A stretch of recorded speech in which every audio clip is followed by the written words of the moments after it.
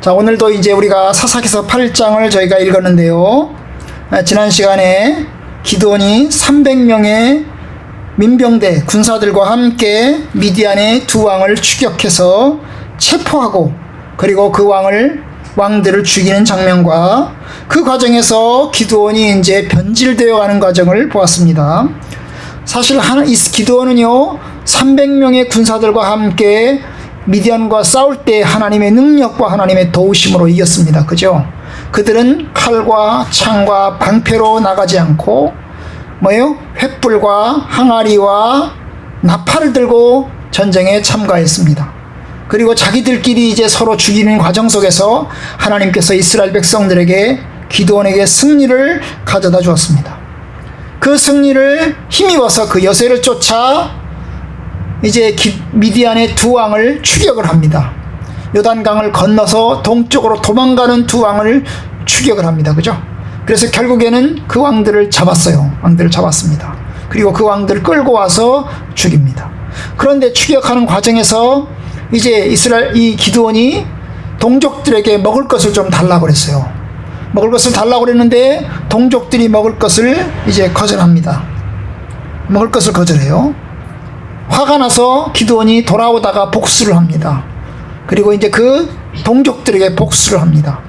한쪽에는 그 성읍에 있는 장로들을 붙잡아다가 그 장로들에게 들가시와 찔레가시를 통해서 그들의 살갗을 찢어버리는 그런 무서운 잔인한 짓을 행하고, 또 다른 한쪽에는 그들의 마을에 있는 망대를 헐어버리고 그곳에 있는 사람들을 잔인하게 또 죽였습니다.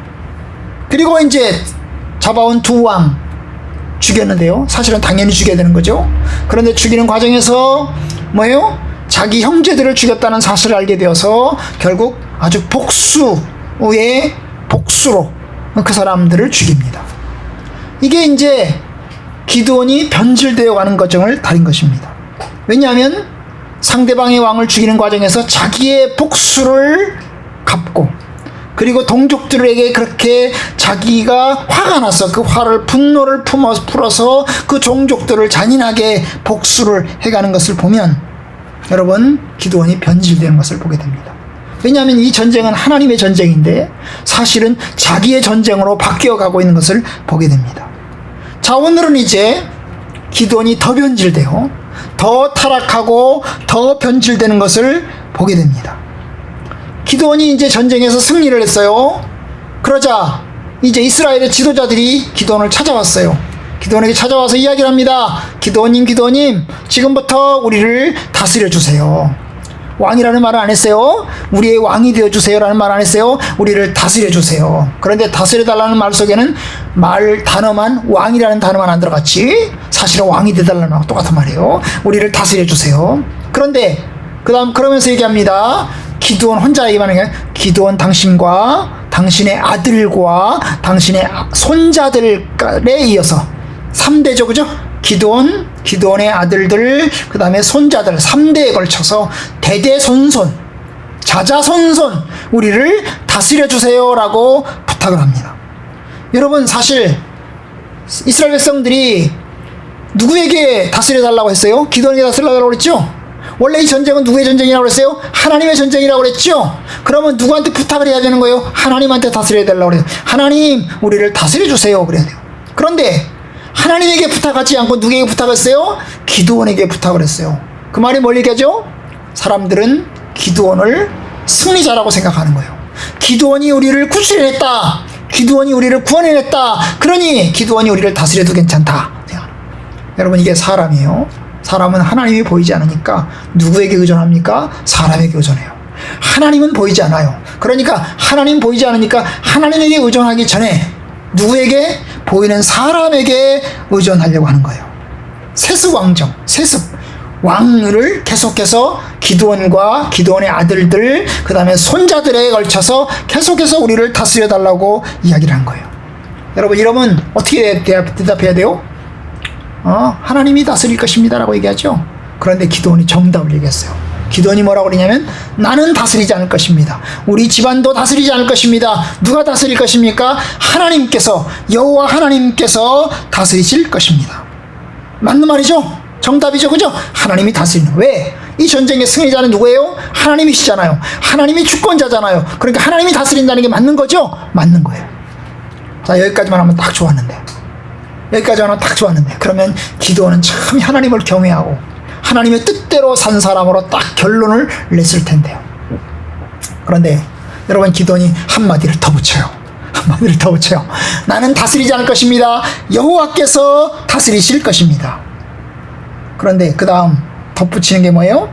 내가 여러분에게 그 대신에 부탁할 게 하나 있습니다. 제가 다스리지 않을 것입니다. 그 하나님께서 다스리실 것입니다. 그런데 제가 부탁할 게 하나 있습니다. 뭡니까? 여러분이 각기 탈취한, 미디안 족속들에게 탈취한 귀고리, 귀에 거는 귀고리 하나씩 저에게 주시기를 바랍니다. 귀고리를 제게 주시기를 바랍니다. 그런데 이 귀고리는 금 귀고리예요. 금 귀고리. 미디안 족속들은 아마도 이 금 귀고리를 귀에 주렁주렁 달고 다니는 그런 관습을 가지고 있는 족속인 것 같아요. 그래서 이들이 미디안 족속을 물리치고 난 다음에 그들이 이 미디안 족속의 귀에, 사람들의 귀에 걸려있던 그 긴 귀고리를 뽑아가지고 사람들이 다 가진 거예요. 다 가졌어요. 그런데 기도니 그것을 달라는 거예요. 저에게 금 귀고리를 저에게 주세요. 여러분이 각각 탈취한 그 금 귀고리를 주기를 바랍니다. 그랬더니 사람들이 어땠을까요? 사람들이 줬어요. 알겠습니다. 우리가 기꺼이 드리지요. 당신이 우리에게 왕이 되지 않는 판인데 우리가 무엇이든 못 드리겠습니까? 여러분이 원하는 것, 기도님이 원하는 것 우리가 다 드리겠습니다. 그래가지고 기도원한테 그 귀고리를 다 줬어요. 사람들이 다 내놨어요. 다 모았더니 얼만큼? 1700세겔. 얼만큼? 몸무게 20kg. 몸무게 몇 킬로그램? 20kg. 20kg짜리 쌀. 무거워 안 무거워? 무거워요. 엄청나게 많은 양이에요. 여러분, 금으로 20kg라는 말은 엄청나게 무거운 거예요. 그 무거운 금 귀고리를 기도원이 받았어요. 금 귀고리만 받은 게 아니에요. 사람들이 그것만 준 게 아니에요. 뭘 줬어요?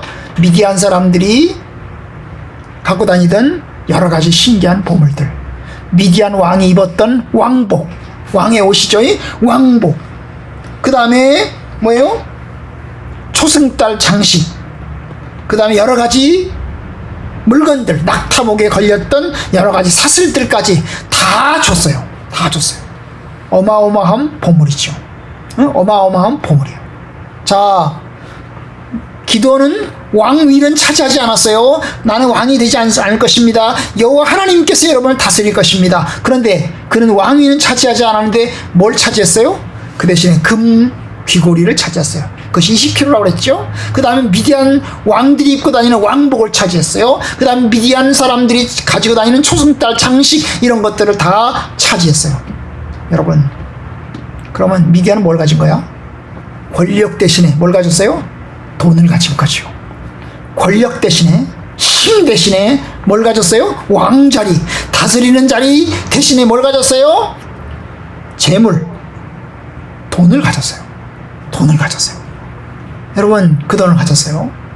사실은 그건 누구한테 바쳐야 되는 거예요? 하나님께 바쳐야 되는 거예요. 하나님, 이 전쟁은 하나님께서 우리에게 이기게 하셨습니다. 우리가 이 전쟁에서 얻은 탈취물을 모두 다 하나님 앞에 드리겠습니다. 그래서 하나님 앞에 드리는 게 맞아요. 그런데 기도원이 그것을 가졌다고요. 여러분, 기도원의 마음속에는 자기가 왕은 아니지만 왕이라고 생각하는 거예요. 내가 왕은 아니지만 그래도 왕 대접은 받을 만하다라고 생각하는 거예요. 왕의 자리는 제가 차지하지 않았지만 그래도 왕이 가지고 있을 만한 것들은 내가 가져야 되겠다라고 생각하는 거예요. 그래서 달라고 하는 거죠. 그때 사람들이 다 줬어요. 기쁘게 다 줬어요. 다 줬어요. 그런데 그 다음 받아서 기도원이 그걸 가져가지고 뭘 했어요?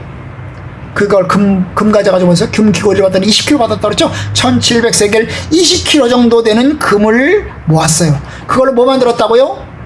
뭐 만들었어요? 27절 금 에봇을 만들었어요. 에봇. 금 에봇을 만들었어요. 에봇이 뭐예요?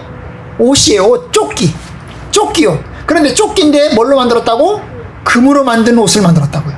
원래 에봇은 어떤 옷이냐면 조끼인데요. 누가 입는 옷이에요? 대제사장들이 입는 옷이에요. 이스라엘 나라에서 딱 한 개밖에 없어요. 이스라엘 나라에서 딱 대제사장이 한 개만 만들어요. 금 에봇을 만들어요. 저기 에봇을 만드는데요. 그것을 조끼인데 뭘로 만들어요? 실로 만들어요. 실로. 당연히 실로 만들어요. 실로 만들어서 옷같이 실로 만든다고. 그래서 대제사장은 이 에봇을 차요. 에봇에는 앞에 보석이 12개가 져서 하나, 둘, 셋, 넷, 다섯, 여섯, 일곱, 여덟, 아홉, 열 하나, 12개가 보석이 여기 가슴에 딱 달려 있어요. 그러면 12개의 뭐예요? 이스라엘 12지파를 상징하죠. 12지파를 상징해요. 그런데 이 에봇 안에는 안쪽에는 뭐가 들어있어요? 안쪽에는 주머니가 하나 달려 있어요. 주머니가 하나 달려있는데 이 주머니는 뭐가 들어있을까요? 주머니가 하나 달려있는 주머니는 돌멩이 보석 2개가 달려있어요. 보석 이런 보석 2개가 주머니에 딱 달려있어요.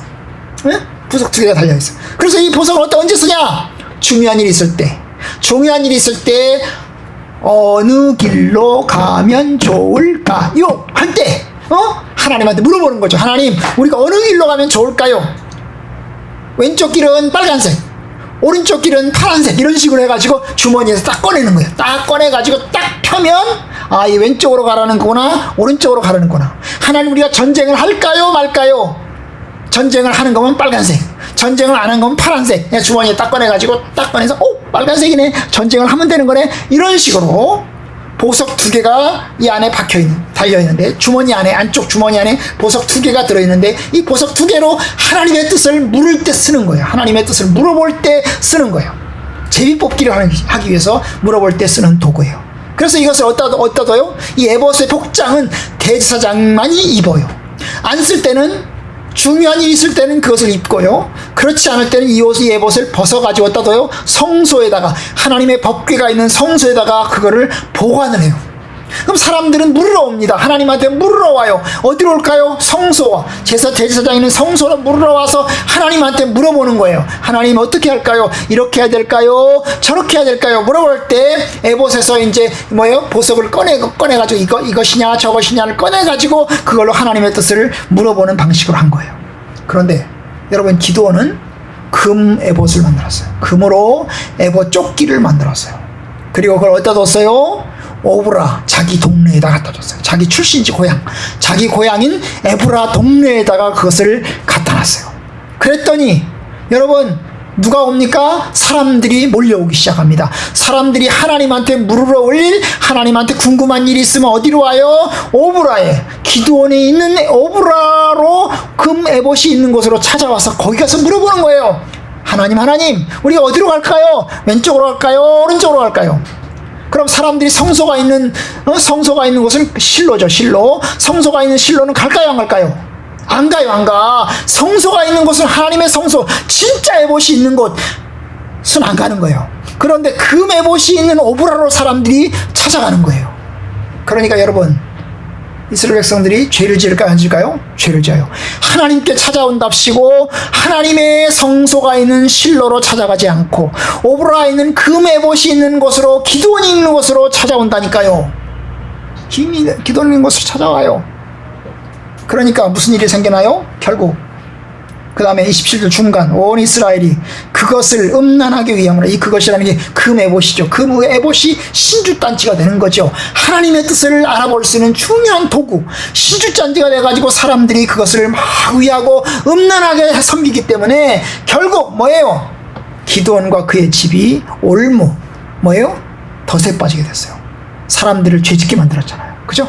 사람들을 죄짓게 만들었어요. 하나님께 이끌어야 되는데 하나님께 이끌지 않고 금 에봇이 있는 그곳으로 사람들이 온다는 겁니다. 제사장이 있고 법궤가 있는 그 실로로 가야 되는데 그 실로로 가지 않고 오브라라고 하는 지역, 기드온이 있는 곳으로 사람들이 몰려온단 말입니다. 그러니까 결국에는 백성들에게 우상 숭배로 이끌어가는 그런 과정을 누가? 기드온이 하는 거예요. 사람들에게 죄를 짓게 만드는 거죠.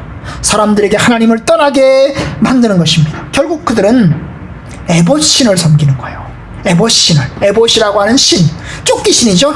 에봇 쫓기신을 섬기는 거죠. 하나님의 이름을 가장해서 하나님 여호와께 찾아온다고 찾아오는데 사실은 에봇신에게 찾아오는 거예요.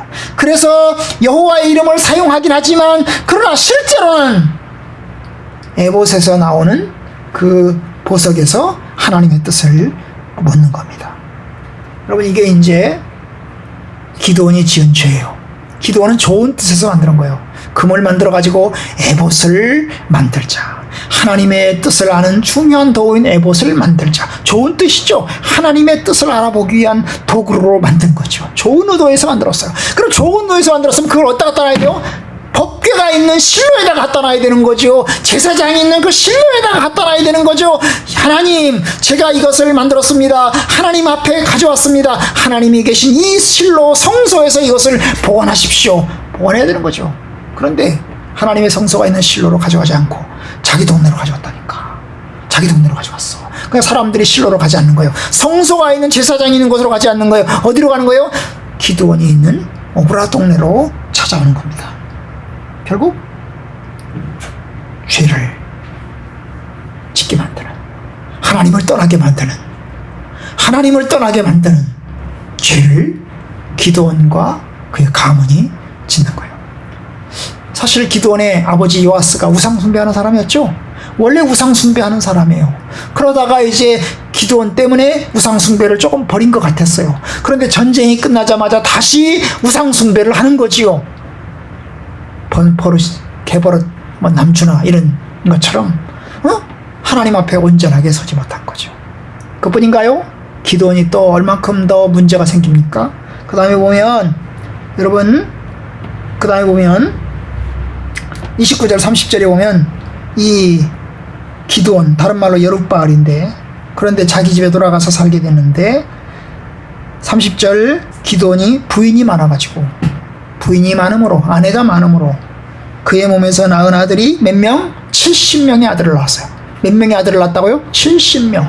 아들만 70명이에요. 그럼 아들 70명이 낳으면 부인은 몇 명일까요? 부인은 15명에서 20명 정도 되는 거예요. 부인이 15명에서 20명 정도 되는 거예요. 최소한 15명에서 20명은 되는 거예요. 한 사람당 4명씩 나왔다고 치고, 한 사람당 5명씩 나왔다고 치고, 15명에서 20명 되는 거예요. 그죠? 에? 부인이 많아요, 적어요? 많죠? 많지요? 그런데 심지어는 그 다음 뭐라고 그랬어요? 첩도 있었어요.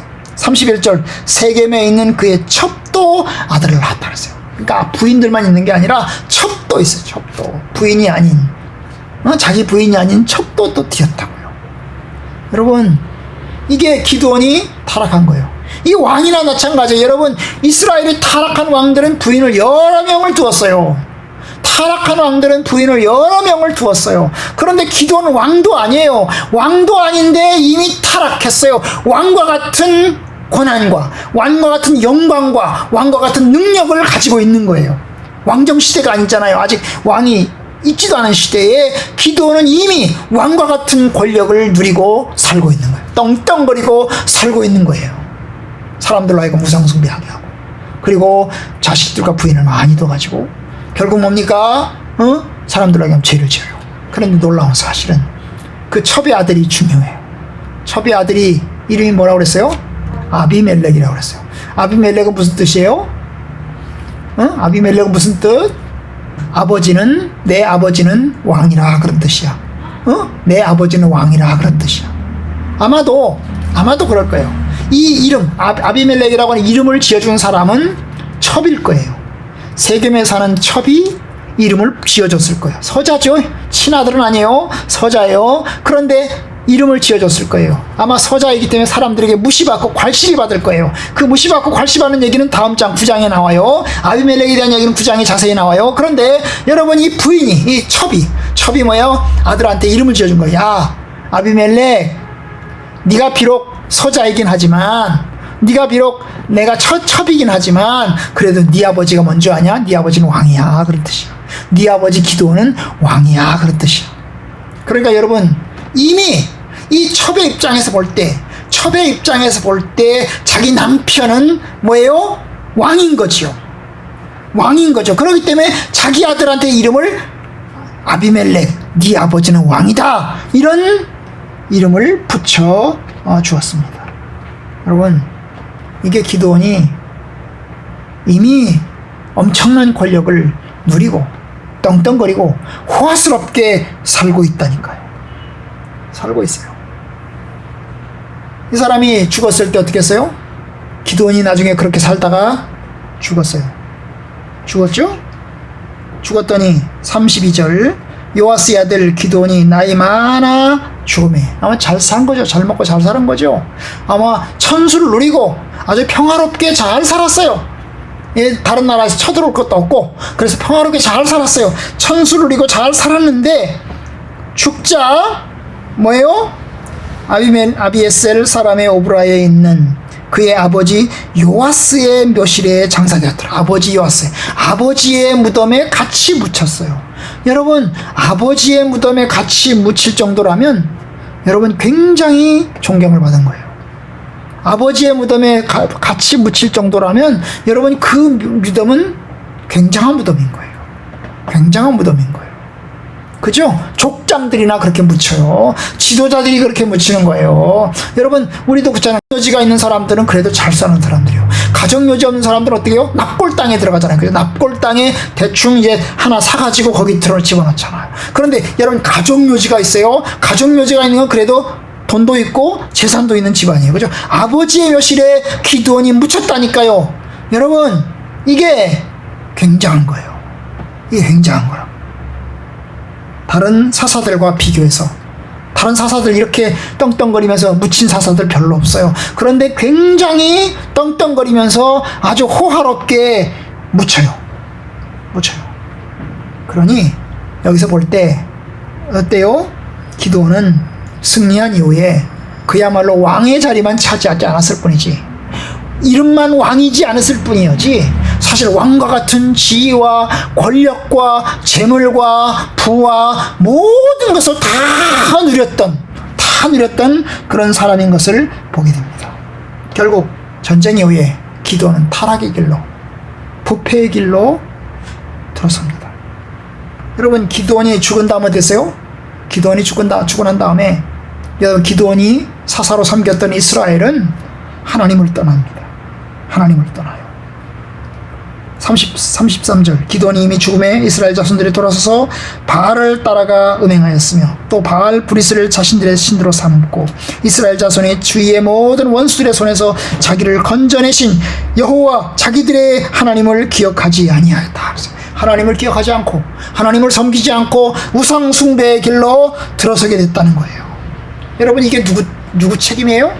기드온 책임이에요. 누구 탓이라고요? 기드온 탓이라고요. 기드온이 전쟁에서 이겼을 때까지만 해도 하나님, 이스라엘의 하나님, 능력의 하나님은 참으로 이스라엘이 섬기던 하나님이었어요. 그런데 여러분, 전쟁에서 이기고 나서 기드온이 방향을 약간 잘못 트니까 여러분, 그것 때문에 기드온이 우상 숭배의 길로 사람들을 몰고 들어가기 시작을 한 것입니다. 사실 여러분, 전쟁에서 이겼다면 기드온은 하나님 앞에서 이스라엘 백성들에게 하나님만을 경외하도록 간절하게 충고하고 간절하게 권면해서 하나님의 뜻 안에서 살아갈 수 있도록 권장해야 돼요.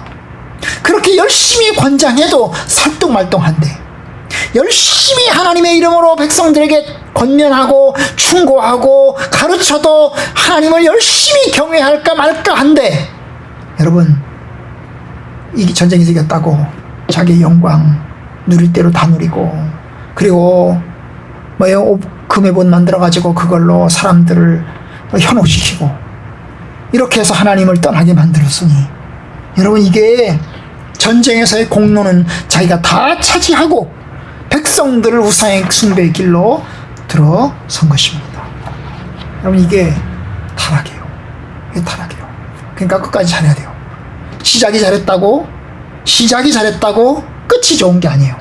시작을 잘했어도 끝이 나쁠 수가 있어요. 그렇죠? 그러니까 어릴 때 예수님 잘 믿었어도 어른 돼가지고 예수님을 잘 믿고 하나님의 뜻대로 잘 살아가는 것이 중요해요. 그렇게 아멘? 아멘, 그러겠죠? 그래, 맞아요. 그 끝이 중요해요. 끝이 중요해요. 시작보다 끝이 더 중요해요. 한 가지 더 얘기하고 마치려고 그래요. 뭘까요? 사실은 그러다 보니까 나중에 어때요? 사람들이 기드온을 존경하지도 않아요. 기드온의 집안을 존경하지도 않아요. 그것이 마지막 절에 있어요. 또 여룻바알이라 하는 기드온이 이스라엘에 베푼 모든 은혜를 따라 그의 집을 후대하지도 아니하였더라. 그래서 어때요? 기드온의 집안을 존경하지 않는 거죠. 기드온의 집안을 존경하지 않아요. 백성들이 기드온의 집안에 실적을 내는 거예요. 실적을 내는 거예요.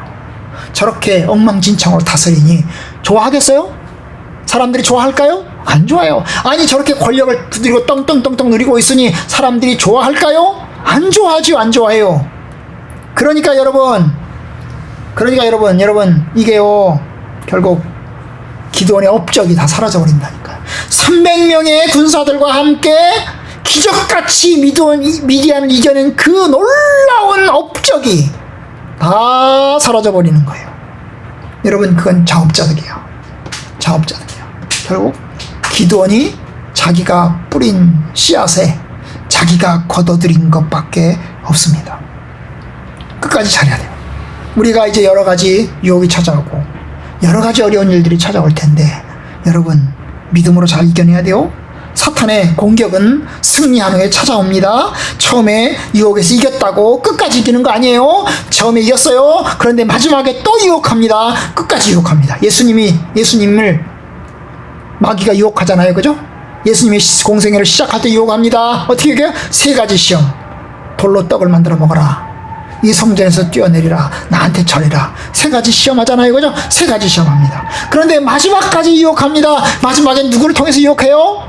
바로 가룟 유다를 통해서 예수를 배신하고 결국 제자들을 통해서 예수님의 사역의 길로 못 가도록 하기 위해서 유혹을 해요. 그러니까 여러분 이게 여러 가지 유혹이 찾아와요. 끊임없이 유혹이 찾아옵니다. 그 끊임없이 찾아오는 유혹에 우리가 믿음으로 이겨내야 돼요. 많은 사람들이요 1번, 2번은 이겨냅니다. 그런데 3번, 4번, 5번, 6번 계속 이어지다 보면 그때 가서 1번 걸려 넘어지는 거예요. 1번 걸려 넘어지면 어때 돼요? 추락의 길로 떨어지는 겁니다. 그러면 빨리 찾아서 빨리 돌이켜서 하나님의 뜻 안에서 살아야 됩니다. 그래야 우리가 구원함을 얻고 그래야 생명을 얻게 될 것입니다. 여러분들이 하나님을 잘 경외하고 하나님의 뜻 안에서 생각하십시오. 어디서 떨어진 것으로 생각하고 그 떨어진 자리에서 다시 일어서서 믿음의 길로 승리의 길로 걸어가셔야 됩니다. 끝까지 승리의 길로 걸어가시기를 주의 이름으로 축원합니다.